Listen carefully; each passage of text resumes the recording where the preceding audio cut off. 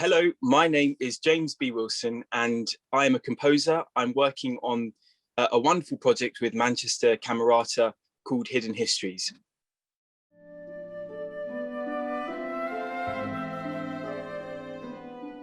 I found my way into classical music through learning an instrument myself. None of my family are musical. I have a twin brother who's also quite a musical person as well. But other than both of us, really our family have kind of very little connection to music whatsoever. And so it was only really in secondary school when I started learning an instrument that I just found this kind of innate passion for creating music, improvising. And I was just a very kind of musically curious person. So that's where my the roots of my kind of musical existence come from.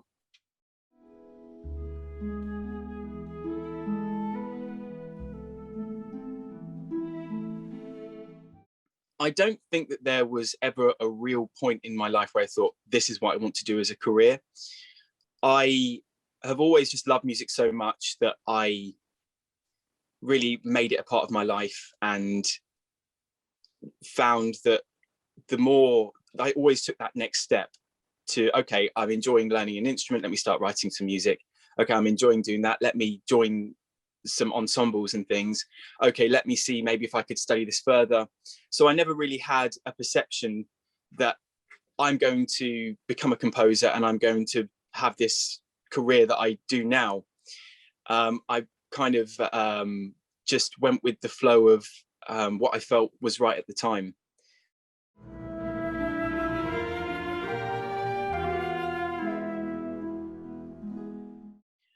I'm interested in all kinds of music, and I love pop music, I love electronic music, I love classical music. When I started to learn the piano, I just became fascinated with the kind of the way that classical music tells stories. It's very different from pop music. It's kind of, it's more immersive in a sense, because it's more about this kind of narrative. The way that music grows in classical music, it's more free. There's a sense of freedom and real individuality, whereas in pop music, sometimes that kind of verse chorus thing is more restrictive, and it works in a very different way. And so I was really drawn to this, the nature of classical music, because of that way you can kind of explore and tell stories.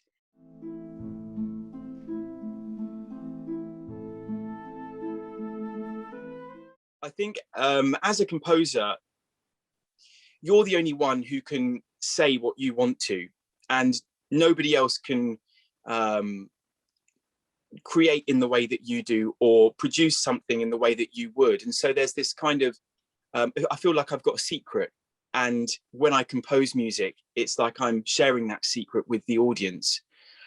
So there's something kind of subconscious and that's really individual to me that I feel like I'm unleashing when I sit down at the piano or in front of a piece of music paper and start composing.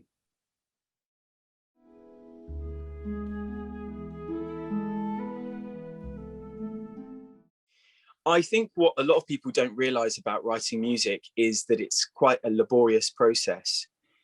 There are these flashes of inspiration, and there's kind of this strong desire to kind of express what it is you want to say.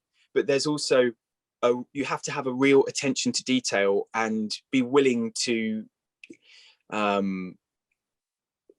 willingness to kind of do the heavy lifting of getting from the beginning of an empty page to something complete, which really has its own identity.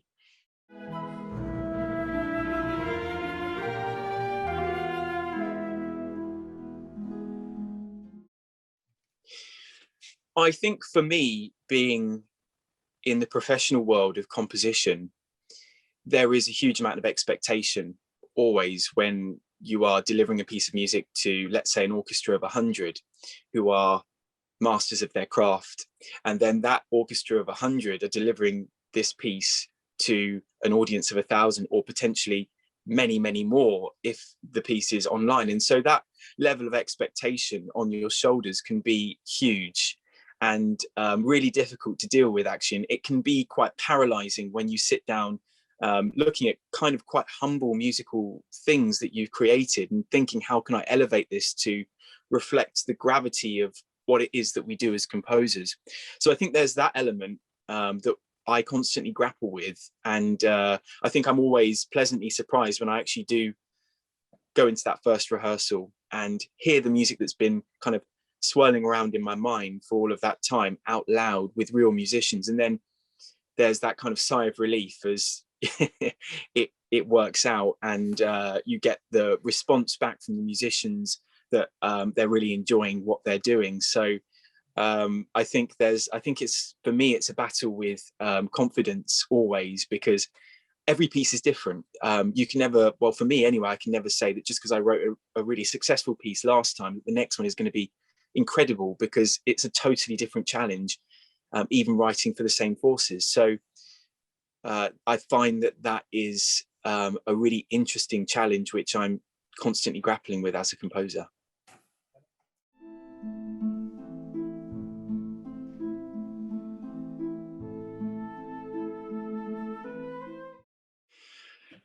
I think for me, there is probably no such thing as a dream commission. And that's because I love the kind of spontaneity of the way the world works, and the way things can opportunities can just kind of open themselves up to you that completely blindside you. And then something wonderful can come out of that. So I love the kind of spontaneity of being a composer and getting an email in the morning saying, okay, are you interested in doing this? And just kind of being on the edge of my seat as to what is next. I mean, I'm always interested in writing for voices, because I think there's something really special about the voice in general. But I think there's been so many things in my kind of musical past which I've been a part of, which I could have never predicted, which I'm just so happy that I was involved in that. So I don't really have a kind of dream commission that comes to my mind straight away as I really want to do this. I'm kind of really open to what's out there, I think.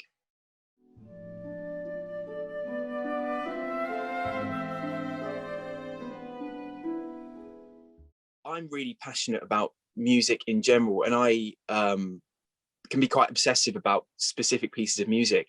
And so I find it's a real pleasure to share music that I love and share kind of the way I feel about it. And I think that's what being a human being is about sharing our passions for things. And, you know, with young people at that stage in their life where they're so open to everything, I think they're the perfect kind of recipients of that passion.